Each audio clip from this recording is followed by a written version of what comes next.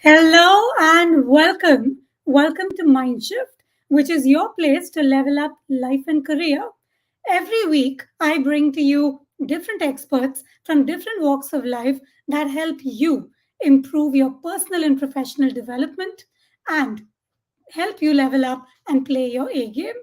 Today, I have a very, very special guest. She is someone who I've been a secret admirer of. She's one of the most respected women entrepreneurs in India, who is also referred to as the most networked women in India. She's at the helm of making a global mark with her startup, SpeakIn, Asia's largest network of business experts and thought leaders. She works with speakers and industry experts globally to inspire, motivate, and channel their expertise to enlighten new minds. She is the winner of the 2021 Economic Times Most Promising Women Leaders, the Google Digital Women Award in Leadership, and the Top 100 Women Entrepreneurs by the Ministry of MSME Government of India, which celebrates excellence in leadership. Before I tell you any more, take a look at this. I remember when I was very young, my father used to tell me, तुम कुछ भी करना, but कभी people business में मत घुसना, because you're miserable. And 20 years hence, I am in the business of people. Joining me right now in the studio is Deepshikha Kumar, founder of SpeakIn. Tell us what SpeakIn is all about. Thank you, Megha. SpeakIn is India's largest tech-enabled network of experts. And with over 15,000 experts on our panel, we impanel them for different events and conferences which happen in India and elsewhere.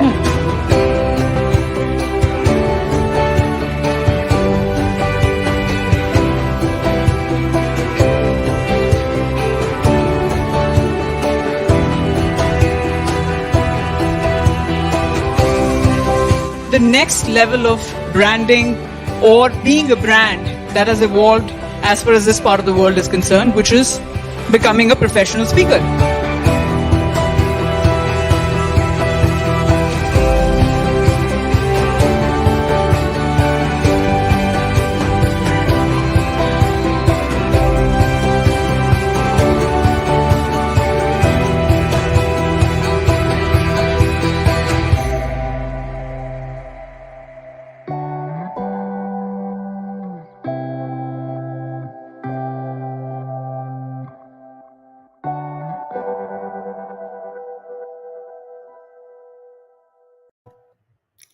Ladies and gentlemen, boys and girls, join me in welcoming the founder of SpeakIn, Deepshikha Kumar. Hey Deepshikha! Hi, Ami. Thank you so much for having me here. Such a pleasure. It is my pleasure, and thank you for doing this. For guys, whoever's watching, Deepshikha has recently moved to Singapore, and it's hardly been 2, 3 weeks of her moving there. So, thank you so much. It means a lot for you to make the time to do this. No, it's my pleasure, Ami. It's always awesome to be a part of wonderful things that you're doing. Well, we're talking about you today, and we're talking about decoding how to be a professional speaker. Deepshika, you started out, I mean, I know that you studied BTech, you've been on, actually, let's begin here. When you started out on your career journey, what was the vision? See, I have traditionally, and I think I've said it elsewhere as well, I've always had two thoughts. One is that experience or practice is bigger than theory, which basically means that the learnings that you can get from people who've been there, done that, from people who actually worked on concepts that you were perhaps reading in books or learning from academicians has far bigger value and applicability than otherwise. The second premise was that you should get or make the endeavors to get to people who are the best in the field that you are seeking out for. As they say in India in particular, Raja ka beta Raja, and that happens not because you're born into a particular family, but that's largely the case because you get to observe how things are done in a particular profession. So, for example, a lot of times we say that a businessman's son or daughter automatically becomes, picks up those traits. A teacher's son become daughter becomes a teacher, and so on and so forth. That also happens because you've kind of seen that journey through and through very, very closely, and then you're learning from the best. And that is one thing that we wanted to bring to the to the commoners like myself, that why don't I get the opportunity to learn from the best doctor, best engineer, best bureaucrat, best politician, best media man, best corporate leader, and more. And that those three premises got us started on Speak and Avneet. And today we are honored to be working with nearly 28,000 experts and thought leaders who've been there, done that, in over 500 topics all over the world. 47 different countries represented today on the Speaking platform, and we continue to impart this learning across countries and clients and levels of audiences. Deepshika, with speaking, I guess anyone who is a speaker, author, coach, and expert in India, I'm very well aware they would have heard the name or they would have already, engaged with speaking. But I just want to kind of zoom into your personal story and how you kind of got walking this path. So, do you also come from a business family? And was that the natural inclination to kind of be a business owner and that to be a female business owner? Have you So, seen sort of a precedent in your family? So no, actually, that I defeat that president of Raja ka beta Raja, because I came from a pure play government service family. In fact, when I started my business for nearly about 6 months, I did not tell my father that I've left a very well paying job and I've started on an entrepreneurial journey. He would have he would not have liked it, and neither would have been able to absorb it. So I grew in. I was an only child. I am an only child to parents who were both government servants, and I always had that orientation. My mother was the only working woman in our entire uh, immediate and extended family. So I had the notion of being a working woman, of being financially independent, was engraved in me from very, very early. Uh, but that's all I knew. I didn't really think. But coming from a traditional middle class Indian family, you would either become an engineer or a doctor if you're exceptional. If not, then third option could be a chartered accountant, and then you will do a 9 to 5 job. And once you achieve that, you've arrived in life. So, so yes, I mean, I did arrive in life by that sense initially, but I wanted to I wanted to do more. I had had my two daughters. I had had phenomenal experiences between my education at ISB, at Wharton, and then having worked in Singapore and some of the other countries. One of those days I was walking down the aisles in my Big Four consulting company, and I just said to myself, I was like, I don't think I'm going to do this for the rest of my life. I don't want to walk these aisles. This Hmm. is not the impact that I can make, and which is when Speaking was born. Got you. So, in every episode of MindShift, I do this little segment which is called 90 Seconds to Know You, Sure. right? Where exactly 90 seconds, I'm going to fire 9 questions at you, which is, Okay. going to kind of dig into everything that you're not telling us. These are going to be some naughty and a little nice questions. So, with your permission, can I get into 90 seconds to know you? Sure. Sure. Okay. So, first up, time starts now. What is the best thing that has happened to you today? Today, Hmm. I took my kids out for a Subway. They were very happy. Nice. What brand are you most loyal to? I like Kate Spade. Kate Spade. If we were to look into your handbag, what would we find? Laptop, two phones, makeup. That's pretty much it. What smartphone feature can you not live without? What's up? Which superpower would you like to have? Invisible. Be invisible. Making everyone else visible, be invisible, huh? Yes. Okay. What's the funniest thing you've done as a child? My father used to create things on his typewriter and these maps and all that. I took them all to my school and sold them off for $25 each. Okay. Does he know about the same? He got to know because one of the parents came home and asking for it and then opened the purse to pay $25, and my father was like, "Why are you paying this?" Like, your daughter sells it in school. So yeah, that's how we got to know. We lost you, Deepshika. Yes. Can you hear me? If you can hear me, hit refresh. Okay. I think you're back. Yes, we can hear you. Okay. Okay. Great. Okay, you get 10 seconds grace. Thank so you. he so what did you do with those 75 rupees?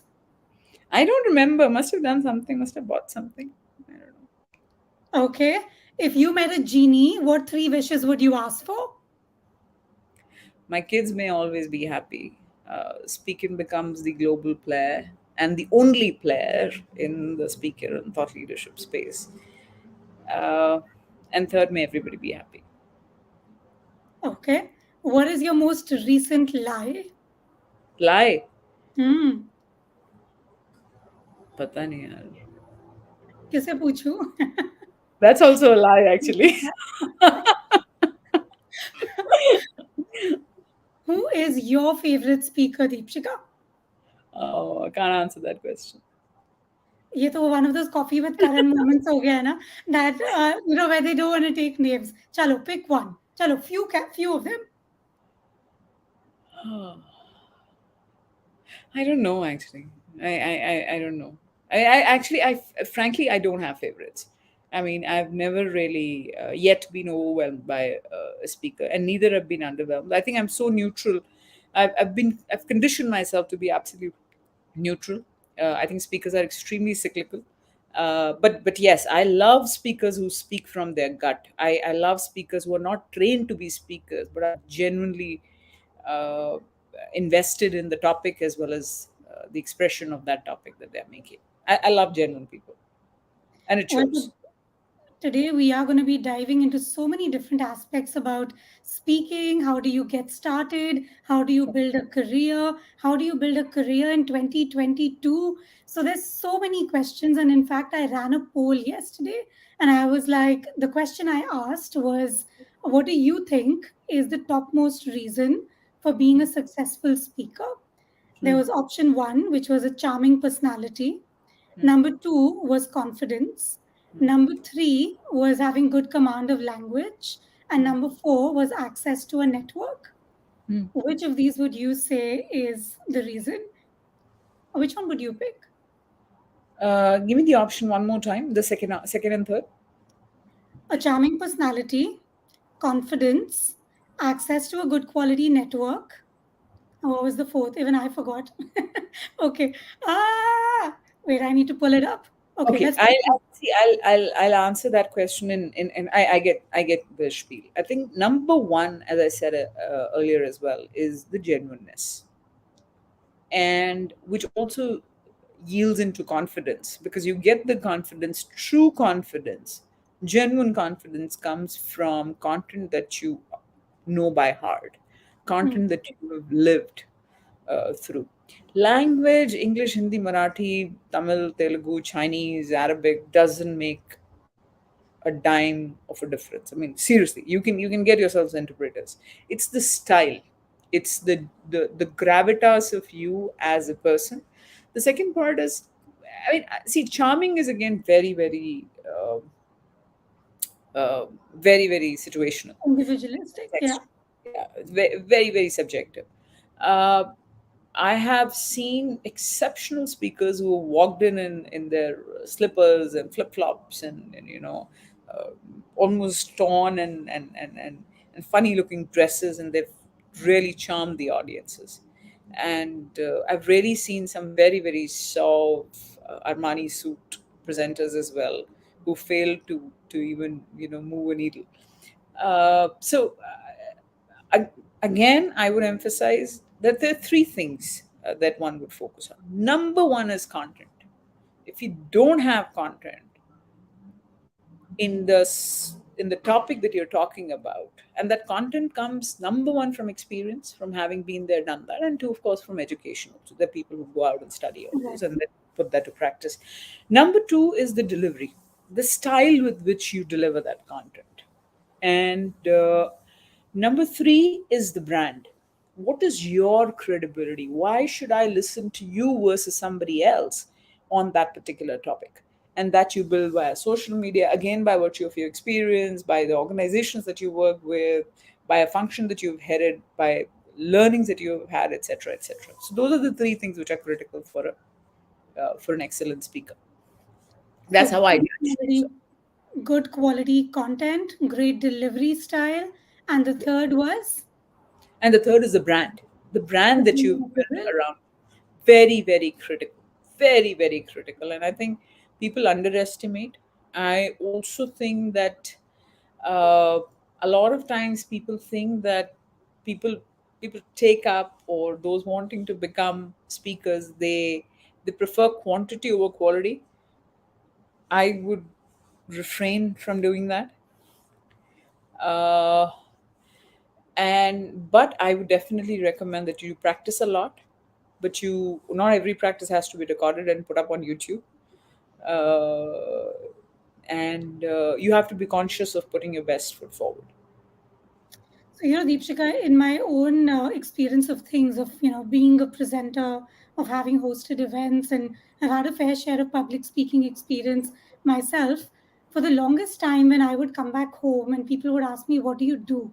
Trying to explain to them that there is a profession such as public speaking was the biggest, कि अच्छा ऐसा काम भी होता है नहीं आप bank में काम नहीं करते आप ये नहीं करते वो नहीं करते ये कैसा काम हो गया कि यू आप बात करने के पैसे लेते हो लोग दे देते हैं पैसे so this was the kind of feedback that I would get, and there are still aunts of mine who don't get it.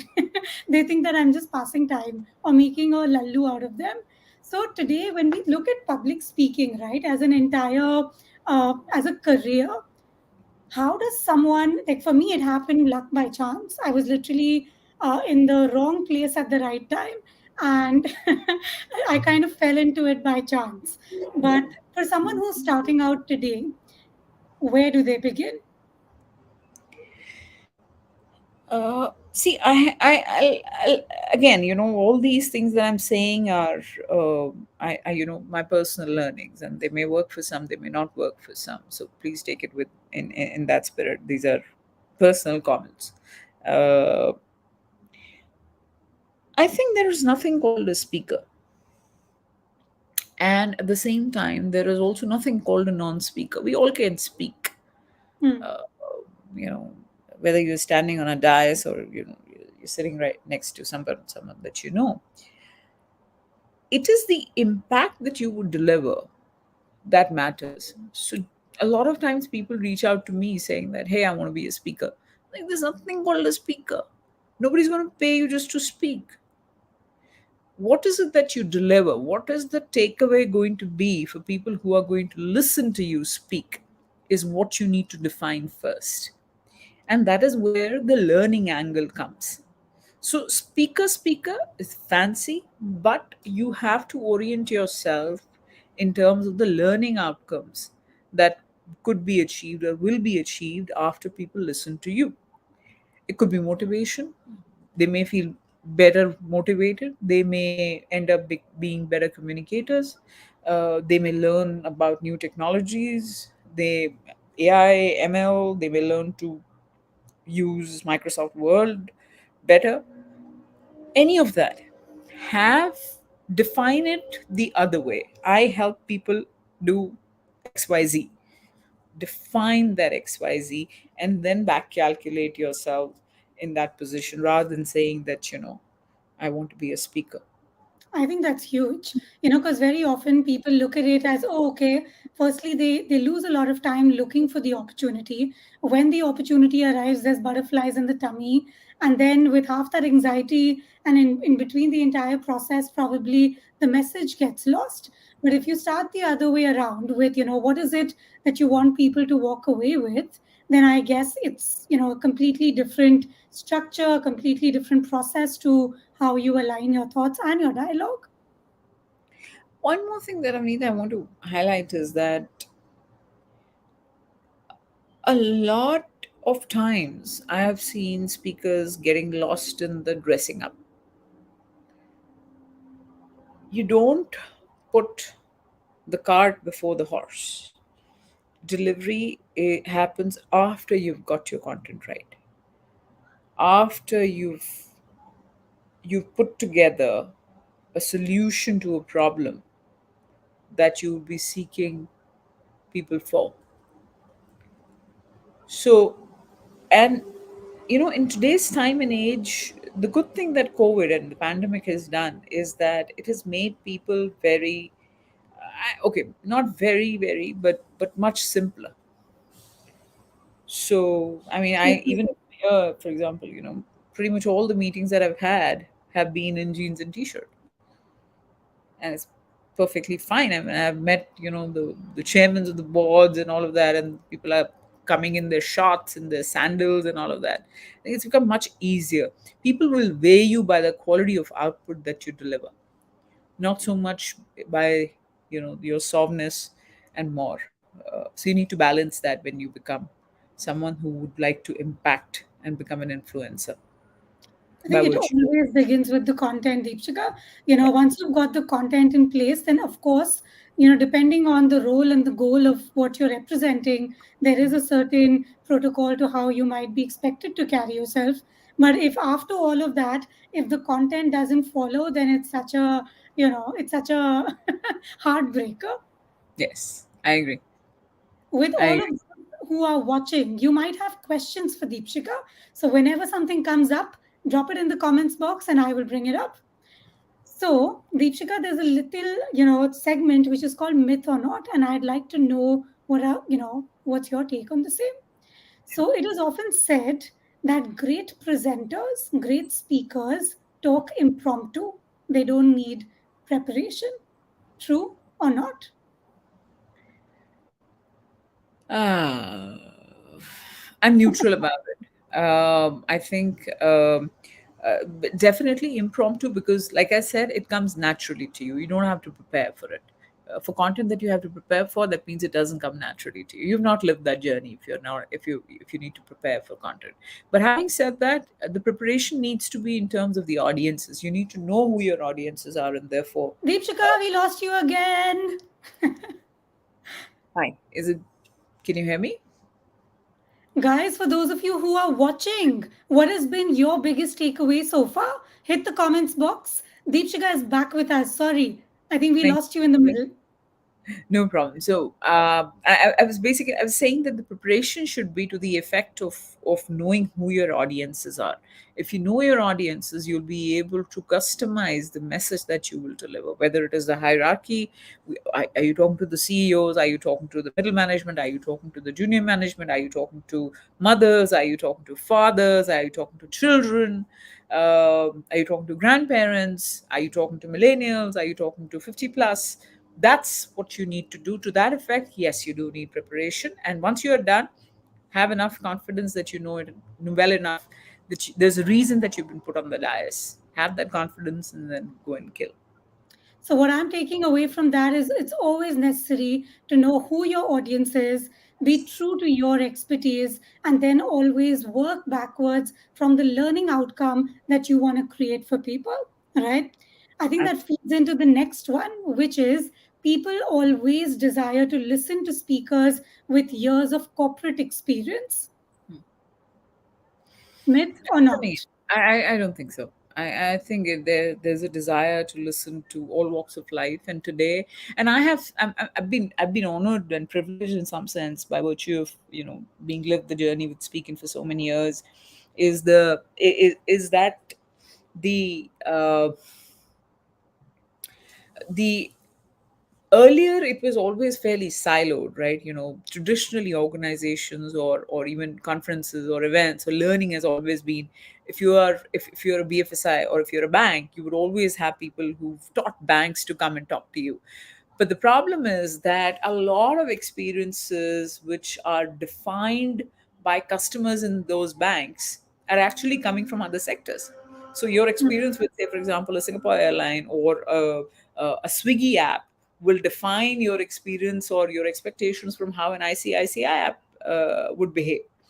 So Right. that is what organizations have realized in the past 4 to 5 years, and that's how I think we have contributed. I do take pride in that. That I think Speaking as an organization has contributed to bringing that cross sectoral learning, bringing experts from one area to the other, and that can happen from arts. You can learn from Bollywood. You can learn from sports.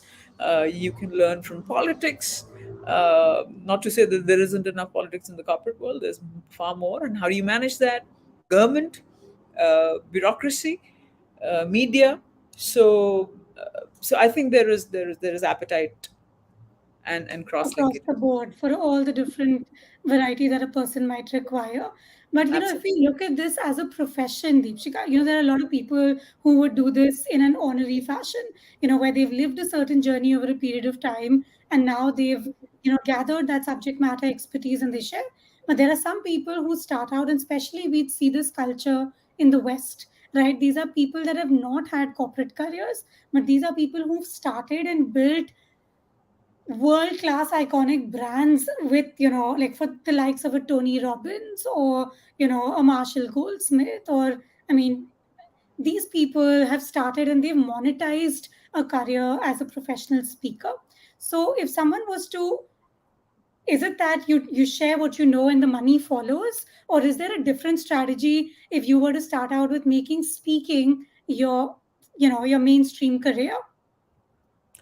See, the time and age of a Tony Robbins, or some of the other popular guys who traditionally there, or Shiv Kheras in the Indian context, and I personally I think they operated in an era where thousands and thousands gathered in an auditorium, Right. and that was the mode of delivery.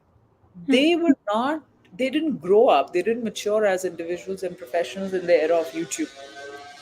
Today, and which is where they were helped that by some of the other aspects that you had mentioned. Did you have access to the network? Did you have money to host those sessions? Were you able to build a ticketing platform, or an ecosystem, etc., etc.? Today the noise is far far bigger. You're competing also against tiktokers. Right. So how do you differentiate yourself? You differentiate yourself by building credibility around your brand, and which is where brand becomes critical. See, I have, again, I could be in a I could be completely wrong, because we are seeing people like Ankur Wariku and some of those guys coming up. But having said that, um, I would always pitch for a person who brings a certain amount of credible experience and then translates that experience onto a learning keynote speech, story, or discussion than someone who started out as a speaker. Because personally, and again, I could be wrong, and uh, and I'm happy to be. I'm sure there are a lot of people who've kind of who would have done, who are doing very very well otherwise. But I personally, I don't think that's the format that at least SpeakIn follows, because SpeakIn is a network of experts. Expertise for us comes by virtue of either education or by uh, Working in the having domain. done that. Yeah. So for us, it's very critical that delivery comes after content. Deepshika, you spoke about building a brand and you also spoke about being in competition with a TikToker. So today, I mean, the competition is so fierce with people out there. It's like, okay, where do you begin? Like, for someone who may have had all those years of experience but would probably struggle to translate that into digital media and the number of followers and, oh my god, this much engagement and reach and all those different metrics, right? And there could be somebody who does not have the experience but has the numbers to show. In this scenario, how do you bridge the gap? If someone was to start out today, what would you advise them? See, you need numbers, no doubt about it. But it is very interesting, when we talk about people with huge numbers also. I mean, I picked up a random sample. I did this about 4 months back. I mean, I took a random sample of about 8 to 9 people who have now become very popular in some of the different genres. I mean, there was one, I think, in art, and one in business motivation, one in cosmetics, makeup influencers, and some of those guys. And what I realized was that today's million follower, 2 million follower guys actually have started 10 years ago. Hmm. The successes, the overnight successes, take decades to happen. Right. And you've no clue what the circumstances were. The very, very few cases who become, 1 year, 2 year kind of journeys. So you'll have to be patient with yourself. Number two, you'll have to be extremely creative. The good thing is that there is, and especially if you are in a market like India and you're using digital tools, the volume and the audience base is so large that you will find a niche for yourself. True. And then you build up from that niche. The third thing is the niche itself. So you need to know what is it that, who's your audience. It's like running a business, right? Whom am I relevant to? And once you define that, you go after that. You know your audience. You build content around your audience. And number four, you have to keep at it. You have to have a discipline, whether you're writing, whether you write blogs, whether you write LinkedIn posts, whether you make reels, whether you make proper videos, whatever you do, whether you do podcasts, you have to keep at it. Don't give up. I think You that should. is where so many people fall short, and I'm guilty of it. I'll have phases of being super consistent, and then life will smash you in the face, and something will happen, and your entire discipline is gone out of the window. And in fact, even when I was considering, I mean, I've been fortunate to be on the TED stage as well, and have done a fair share of speaking, having transitioned into coaching as a career now. And often what I would be told is, oh, Avneet, if you want to fast track this, you want to turbocharge what you're doing, write a book. That is what is really going to help you build your brand. So what is your perspective on the same? Does writing a book today, I mean, at one hand, I do know that people don't even read. There's such a lot of books. People don't even read books anymore. There might be a very select, you can say intellectual bandwidth of people who would kind of look up, still like hold a book and read a book. but then again they're extremely picky with what they would be reading, right? So is this a, is this hearsay? Is this still relevant? What's your take on the same? I think writing a book definitely is a good idea. And it also then helps you in your branding and aligning yourself with the topic that you know or the content that you put yourself further. I think writing a book also does one big thing is that it helps you sit down and build a Put your thought thoughts. process Yeah. around your content. It puts you in perspective. So I think personally, I think it's a good idea. I always have a very deep and high regard for authors. I think, and we work with a lot of them. Uh, uh, but just that, but again, I would say quality versus quantity. And there's one more thing. In fact, I was talking to one of the speakers today itself, and he's one of the tallest entrepreneurs in the country, and he wants to build a brand. He's already a brand, but wants to further strengthen it. And he's like, I don't get time. I do something and then I leave it, and I do something and I leave it, which is a reality, because you're doing other things in life as well. And like you said, life hits you, something happens, and you can't. So my recommendation always to experts and speakers is, please create content for at least 3 months before you release it, Hmm. so that it'll give you a 90-day window to keep putting out the content. And just you just hire a freelancer. Yeah, post to karna hai. Hire a freelancer, give him a basic content trajectory, but the content has to be yours. You have to create it. Don't hire agencies and all of that. I mean, that's such a waste of money. Waste of money, waste of time. The amount of time and effort you'll make to transition or translate your thought process to the person, you will get exhausted, and Hmm. you'll waste time, money, as well as effort. So don't do that. Just hire a freelancer, perhaps somebody who understands what digital media, how it works, and post and stuff like that. But have at least a minimum volume of about 3 months of content, whatever frequency that you want to choose: weekly, daily, alternate days, every fortnight. But 3 months, then start with that journey. And what that'll do is, that'll give you an opportunity to sit back and take feedback. Also, there's no point in keep putting out the content repeatedly and still not see an uptake in adoption. There's something wrong with the content. Either you're targeting it wrong, or the content itself is wrong. So absorb that feedback, then go back again in the system, start working on the content again from the second month onwards for the next 3 months. Improve, build that feedback in.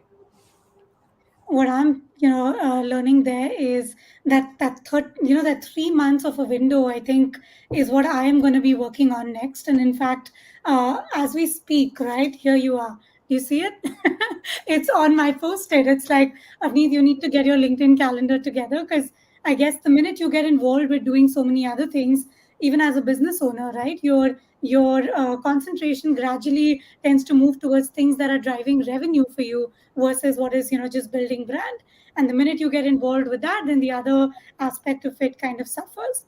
But Deepshika, today we are in a time where there are so many of these platforms, right? There's TEDx, there is Josh Talks, there is so many of these different ways in which, I mean, unlike ever before, people are coming out and really talking about what they want to. There's social media happening. So today is, would you say it's become easier to become a speaker?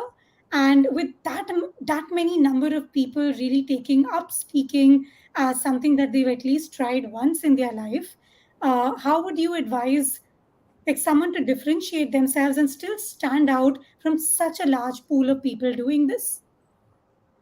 I would still say content is what differentiates. See, because, and second is persistence. See, there'll be a lot of flash in the pans, there'll be a lot of impulsive videos, and one night creations and one fortnight creation. This month I'm very excited, I have a lot of time, I'm going to do it.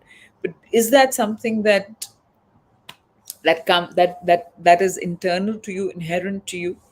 uh, it'll only stick with people for whom that particular topic, that particular area is um, uh, comes from within. Come, like they say, you always speak from your gut.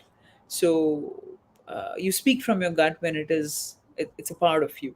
So I think keeping at it is very critical. Yes, there's competition, will always be, but the good thing is there also demand is still much bigger than supply. The second big part is that content has very low shelf life, which basically means that the people, same number of people, same kind of people, always searching for new things every second day. So you have the ability that there is audience out there. You make the right thing, you'll get the audiences, and keep at it. Don't give up. And what are some topics, Deepshika, that organizations today look for? Like, what are the top three hot topics that there's a continual requirement for the same? You can't say blockchain. See, in terms of, so we measure this at two different levels. One is the functional side and one is the technical side, which is the individual learning and the organizational learning. On the individual learning front, communication is number one. uh, Sales excellence is number two. First time managers training is number three. And what does it take to become a leader for the very first time? So these are three topics that we've seen as being consistent problem statements for clients, not just in India, but across Asia and as far as the Middle East. On the organizational learning side, which is the technical side, the competencies that an organization needs to move forward, number one by far is agility. Number two is digital transformation, and third is the corporate governance and compliance. These are the three big areas. Then there are, of course, topical areas which keep coming like DNI, ESG. Uh, those are also two other topics which are very uh, critically being looked at for organizations. Deepshika, there are two questions that have just come in. So the first question is how to book your first professional speaking gig. Oh, I think you wait it out. It comes to you. But yes, I mean, I think platforms like SpeakIn are fantastic places for you to kind of be out there and let people know that you exist and that you're open. A lot of times, I think people don't take an expert just because there is a they don't know that it exists, that there's a possibility of that happening. So I think that is another area which one needs to think about. uh, so making yourself available, being out there, letting people see you, letting people know that you exist and you're open to sharing your thoughts and experiences, I think is step one, and then people will find you. uh, People will find you to take that first leap forwards. The second question is what is a realistic payment expectation to have? I think the first 6 to 8 months are exploratory, definitely exploratory. Before you make it a career, before you make it a financial exercise, give yourself 6 to 8 months, know the feedback that is coming in, build a perfection around your content, and then move into any thoughts around financials. I mean, we, for example, we have a uh, I mean I know there are no tools available out there unless someone can point it out to me. But Speakin has a tool where you can put in all your details, and the tool itself throws a number uh, of a number that you can charge for your speaking engagements. So you can use that if you're registered on Speakin. You can use that. I think we've not opened it to experts, but we can see it at the back end for because we don't want to set benchmarks for you. The third thing that I would say is that see, payout of any speaking engagement is very contextual. It is not always it may not always be in cash. It can also be in kind could be the gratification that you're getting. Kind can be the kind of audiences that you're engaging with. Kind can be the possibility of furthering your network or getting bigger and better opportunities from speaking to that audience. So you have to calculate that.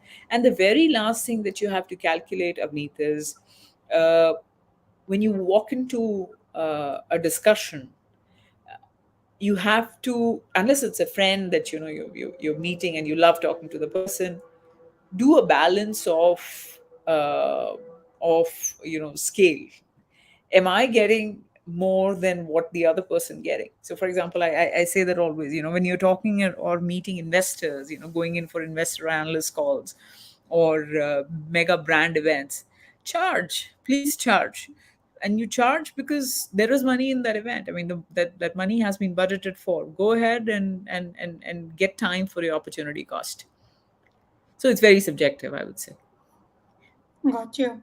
With that, I think, Deepshika, I'm going to take a few minutes to kind of, look at entrepreneurship, right? Like in your case, I mean, it's today certainly times have changed, and I can imagine being, in a speaking business. Initially, it may have been easy for you to manage 10, 20, 30, 50, 100 speakers, with your team. But when you grow to a size of 28,000 speakers, it's how do you manage? Like, how it must be crazy. Like, do you even remember that many names of the number of people that are associated with your platform? How do you go about, and do you personally talk to each of these people, like when onboarding them? Talk to us about, how you guys have, I mean, as the number has increased, how has your approach and relationship, with each of these people also changed? That's a lovely question, and I, see, I have only as many hours in the day, but I have a huge advantage of having a fantastic team, a team which feels very softly and strongly for each of these the experts that we have in the system, and I think that is something that I have, from day zero, kind of engraved in our system, that for us, experts are actually stand higher than our clients. For us, our first priority has been and will always be our experts. So for us, it is to understand them and to get them the right audiences. That's step one. Happy to let go of clients, but would not compromise on an expert's expertise or relevance or matchmaking. There are a lot of times, in fact, when clients tell us that we need an X, and then we say that who's perhaps far more expensive, and we say that no, it doesn't make sense for you. Go for this person who's probably not that expensive but far more relevant. Relevance is, for us, is key. I try to spend as much time as possible with our experts. I We've also made massive use of technology. Earlier, when we started for the first time, we were using Excel sheets, and that's how we were managing the databases. Today we have a very, very competent and extremely deep tech cloud-based system which we are using to manage experts. We've created a very intense expert journey which experts can use themselves, use it to post articles. We are soon opening up a platform where they'll be able to also host their courses and sell it online, using the same page that they're currently using. Of course, SQI is again an evaluation, an automated evaluation in the system, which tells us about the maturity index of a particular expert. So, but I'm always here. I'm just a call away for any expert who wants to reach me, and my numbers are always there in all my signatures. It's in fact there online as well. So yeah, I'm always it gives me no more uh, uh, I think there isn't a bigger pleasure than connecting with the experts and taking feedback from them on what we can do and do better. Deepshika, also, I think prior to the pandemic, I would assume that there were so many more events, right? There were so many more in-person interactions where I would assume that the volume of requirements in terms of speakers would be fairly large. But now, post the pandemic, what does the scenario look like? And as SpeakIn, how have you pivoted? Can you talk to us about where you're at currently? See, I think the pandemic has been exceptional for expert speakers, uh, for two reasons. One is that the mode itself. I think virtual is far easier, right? I mean, and therefore it impacts the cost, the ROI, the ease of holding a session is much, much, much better. Second is that the world itself has changed from transition from theory to practical learning. Organizations also understand that none of the theory that was applicable till 2019 is applicable anymore. So where do they go? Books will take time to print. They go to individuals who've transitioned and who have implemented tools that they can learn from. So we've done phenomenally well. I mean, we've grown 5x in less than those many months. Quarter on quarter, we're growing 300%. Gone international, serving clients in 8 countries. Can't complain. And I think that's an opportunity that I would encourage each of our speakers and experts to also kind of go forward with and feel positive about it. Do you want to get water? We can wait. So, for those of you who want to, probably, I mean, if a speaker wants to get associated with you today, is it that they go and apply on the website? Walk us through your process. So yes, you have at Speakin there is a form which is available for experts to connect with, and I put up their profile. It takes less than 5 minutes to fill in the first versions. The profile then goes into an evaluation process, which takes about 45 days to come through. So you'll have to be patient with us in that sense. And once that comes through, the profile is made live, and then you have all the capabilities in terms of adding your blogs, podcasts, now courses also in some ways, pictures, and all else that you want to show to the world. Got you. So, for all of you who want to make professional speaking a career or want to explore the idea of getting your message out there, it is speakin.com. And you can go and fill in your speaker application on the website and then pleasantly, patiently wait, right? And most importantly, I think a couple of really important things that Deepshikha mentioned today, which is if you want to be a professional speaker, the first is to really keep your expectations in check. Is it you creating value for the other person, or is it just you demanding money? Have your topic right. Whatever expertise you have, think of the learning outcomes. How can you kind of reverse engineer and work that backwards, to really relate to the audience, being clear on your audience? So many of these different tips that she spoke about. Deepshika, you've also written a book, 101 different tips on being an awesome speaker. If you had to pick just one, what would you say? I would again go and say content, but I think before that, I think be genuine, speak from your gut, and once it shows. Today, people love people who are just themselves. Be yourself, and you're the best version that you can be. Have that confidence and go and conquer the stage. Have the confidence and go and conquer this stage. I hope that's, creating this session has created value for everyone who's been listening. I'm just going to quickly zoom through the comments. Okay, so Mr. Kiran Nair says, thanks, Deepshika. Thanks for sharing your views. I agree that one should talk to their area of expertise rather than just any topic. This ensure you are natural. Okay. Syed Salahuddin says, has a question, which is, how can you avoid stage anxiety and blanking out in front of an audience? What are your 2 cents on that? How do you I avoid stage anxiety? I'm sorry. The question is, how do you avoid stage anxiety and prevent yourself from blanking out in front of an audience? Oh, stage anxiety will always happen. That's the most natural thing that a speaker has. That an Obama will have, that a Bill Clinton will have, that you will have. Irrespective of how many speaking sessions that you've done, you will always feel the butterflies before you start the session. Uh, but what do you do after that? Is what differentiates you. How soon that goes away is defined by the amount of experience that you've had doing this. So don't worry about it. It's absolutely natural. Just go out there, look at the audiences, start talking. Believe in yourself. You're there for a reason. You're on the dais for a reason. So for me, it's very often 2 tricks that I kind of bend towards. Number one is, getting really mindful of my breath. So if I'm able to really regulate breath, that's something that really helps me calm my nerves. And in fact, also something that I teach people, different breathing techniques that help you kind of, hold calm and hold your ground before you go up on stage. And the second is always the tool of reframing, right? If you're going to keep saying, oh my God, I'm so nervous, oh shit, what are people going to think? It's like you are going to, I mean, your language kind of drives your behavior, your emotional state, all of that kind of, carries you forward.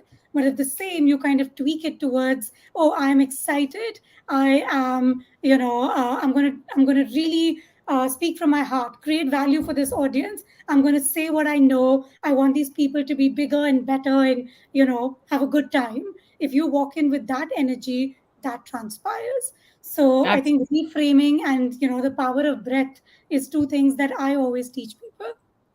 Very well said. Very, very well said. Thank you. My final question to you, Deepshika: what is the mind shift that has led to your success? Mind shift. I think I've had several of them. I mean, I keep learning. I think every day I get up, I think I've learned something. I've learned something from the day that went by. So I think I'm in a continuous process of minor mind shifts, which lead you to a journey. They're so gradual. I keep saying that I'm a sum total of the people that I've met. That's all I am. I'm nothing more, nothing less. So I've learned every single thing that I know today, from meeting people, talking to people, observing people, and just listening. So mind shift is, I think it's a perpetual process. Thank you so much, Deepshika. It's been an honor speaking with you. I'm so excited for the next level of growth for SpeakIn. It's 8 countries. I hope the next time we speak, which is very soon, it's 80 countries, and you're really able to bring all these experts to create value for others, right? I always, in fact, something I very often say is, I don't know what I learned in school. Like, really, why did I even go to school? Because I don't use any of what I used in school in my real life. But if this had to be conversations like these, there's so much you can learn from people and their journeys and implement it in what's relevant today. So, thank you once again for making the time. It's been an honor to have you. Thank you very much, Amit. My pleasure. Thank you very much for inviting me. Have a great evening. Hang around with me, but I'm going to take you off the screen. Thank you. Thank you. All right, guys, today we've been talking about how to be a professional speaker. We looked at so many different aspects on where you can get started in your journey. The first one being really crystal clear on your content, right? What is it that you have expertise in? Who is the audience that you really want to talk to? And working backwards to really tailor make content that is relevant to them. Secondly, as you go through that journey, not getting lost in the periphery, in the cosmetics of looking right and being right, but really being knowing your content so well that the rest of it works as gift wrapping, but the gift still lies in the content. And lastly, keep trying, build a brand, be patient, and be consistent with putting your message out there. This session has truly been invaluable in terms of how you can get your story to so many more people out there. I hope, for all of you who are going to be watching the replay, please do drop me your comments of what was your biggest takeaway in the comments box. I'll be back very soon with another expert that'll help you level up and play your A game. Until next time, this is Avneet Kohli signing off. Take care.